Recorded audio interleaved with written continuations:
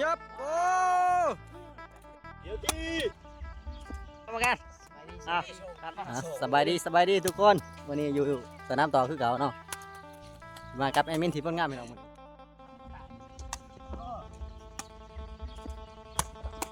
งามลูกนี่ครับทุกคนเบิ่งหอมเนาะคือว่ากลางตรงหน้าได้ทุกคนนี่ตรงหน้าทั้งสองขางเลยเนาะนี่ก็ตรงหน้าส่วนลงมาทางทิศตะวันตกจะมีถนนเรือทางดินแดงไปเนาะทางบ้านนอกเนาะพออย่างนี้ก็ทางบ้านนอกเชียร์ป่ะคะแนนนำตั้ง14-7เขาไล่กินเนาะทุกคนแต่ว่าแอมมินเสียเกมนี้เนาะติดตามเขาตกลงกันทุกคนว่ะลองตกลงกันว่าเกมเท่าไรเนาะแล้วแต่ตกลงกันว่าสิดินเท่าไร5,000 10,000หรือว่า30กับว่าไป50กับว่าไปเนาะ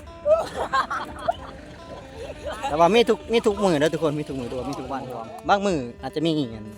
รายบาทเนาะรายหมู่บ้านหรือว่าบ้านอื่นเขาจะมาเล่นมาเตะมาเดียวพันตัวรายเข้ามาเขาจะมากับสนามแน่หรือว่าเสียแน่เนาะการกีฬามันก็ต้องมีแต่มีสนามทุกคนคะแนนยัง96เนาะทุกคนตอนนี้โอ้เตะกันแล้วท่านนะเข้าข้างเลยเนาะนี่โอ้ผิดพลาดเลยแล้วนักกีฬาใส่ตรงข้างยาวเลยเอาตามต่อพี่น้อง06-16ทุกคนตอนนี้11-6น้องถือว่ากินขาดได้ฝั่งนั้นถือว่าแข็งสมควร12-6น้องทุกคนดูแล้วหนีละเย็บคนลงบนสนามซ้อมเนาะน้องๆเขาจะกำลังซ้อมทุกคนมีท่านผู้ชม3 ฐานมาเลยสำหรับวันนี้มันมีงานเนาะบ้านเขามีงานดอกหรือว่างานแตกเนาะทุกคนเจ้าหน้าที่เฮ็ดให้ท่านผู้ชมบ่หลายมื้อนี้ท่านผู้ชมมาบ่หลายทุกคนถือว่ามาน้อยในนั้นเนาะปกติสิเต็มหมดท่านเต็มหมดได้ทุกคนทุกคน1-4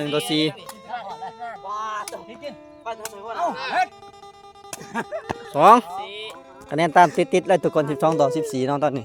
อีก2ลูกกับลูกเดียวเนาะเอาลุ้นกันทุกคนว่าใครสิชนะเนาะเฮ็ดโอ้รอดแล้ว13-14ลูกเดียว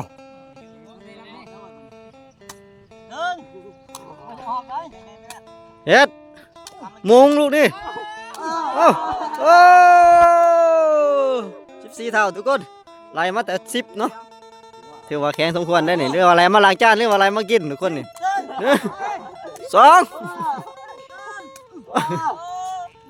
โอ้สู้ทุกคนชนะทุกคนนะชนะนะจองสู้ดูเดียวเนาะดูเดียวเกมแล้วทุกคนนี่เดี๋ยว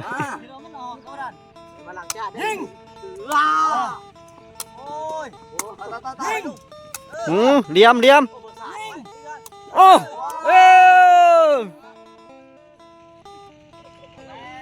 1-2ตามติดเลยทุกคน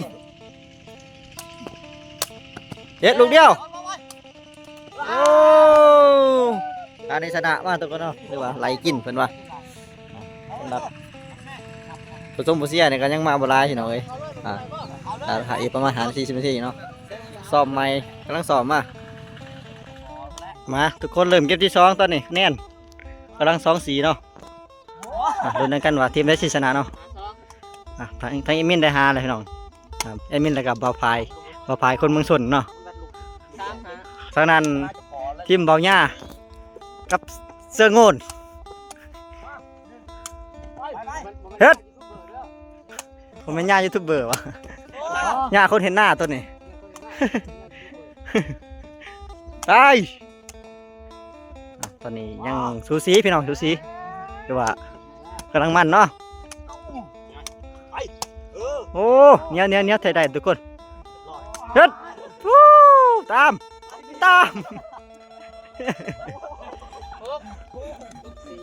6-4ทุกคน6-4ให้กรรมการเนาะทุกคนตอนนี้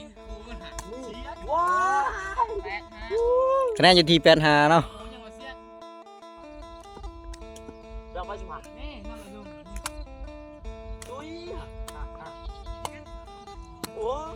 เอาดิ สนามเตะต่อของเตะตะกร้อของเขาเนาะทุกคนก็อยู่ไกลแคมทางเนาะก็ยังมาลินมาส้มก็มาลินได้เด้อต่างบ้านต่างเมืองเนาะแต่เนาะทุกคนซูซีเนาะตอนนี้โอ้สุยหัวบรรยากาศแรงๆทุกคนมื้อนี้คือว่าหมอควายกำลังเริ่มเขาแรงเขาขอกเนาะมีงอมีควายได้พี่น้องเป็นบ้านนอกของหน้าเนาะชาวบ้านกำลังกลับจากไห้จากหน้าหรือว่าจากหัวจากสวนเพิ่นเปิดสวนมันเนาะหรือว่าเห็ดหน้าแรงหน้าแซงหรือว่าหน้าปังอะไรทุกคนบางคนก็จะมีหน้าแซงหน้าอะไรนี่น้อยสำหรับบ้านนี้ทุกคนวินมาโอ้ก็แพงขนมมึงซะตาซักตาซองอ่ะช่องหนึ่งวะก็บ่อยากเอาเขาจะไปบาดเขาออกทางสนามเนาะทุกคนตรงนี้ไปทางสองอุ้ยเดี๋ยววิน13-2เนาะทุกคนตอนนี้สีรุ่นขนาดพี่น้องเลยไม่ฮะ4-3ว้าวแล้ววันนี้เขานั่งท่านอีกแล้วบรรยากาศแรกๆพี่น้องตอนนี้เวลา5:30เนาะ5:30บ้านเฮาก็เริ่มสิมืดแล้วนะทุกคนสำหรับตะเวนก็เริ่มรับขอบฟ้าแล้วเนาะไก่จะตกดินแล้วทุกคนเลย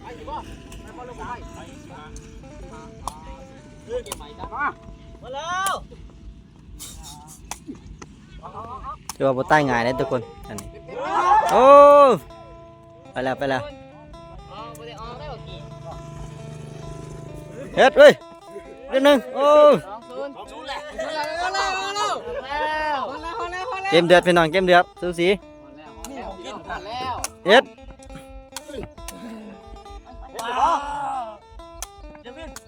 โอ้เดือดแล้วทุกคนเดือดแล้วเอ้ย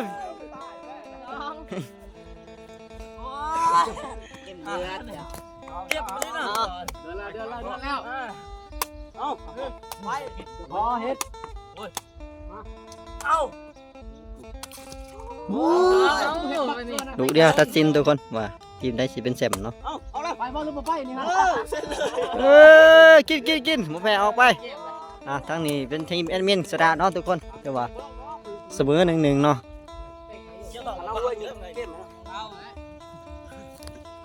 เขา7ทุกคนคะแนนตอนนี้สียังสีคือเก่าเราแต้ม2 แต้มน้องบางเถอะท่านกันอยู่14-15ก็มีได้ทุกคน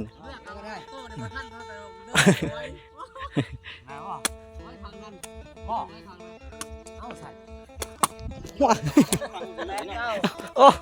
เกือบ10 ตากล่องทุกคนบ่ท่าน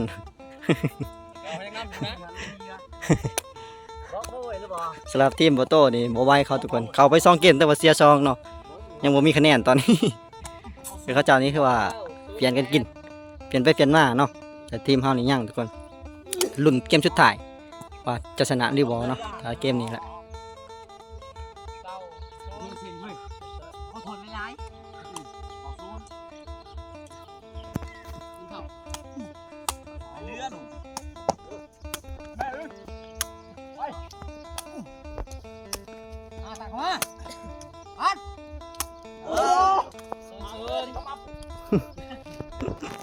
เอาหูสิเอากระเป็นเพื่อบ่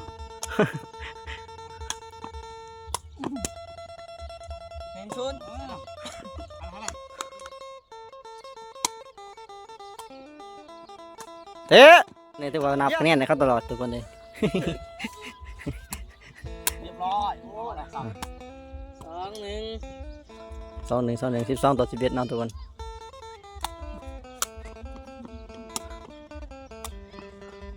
โอ้นักกีฬา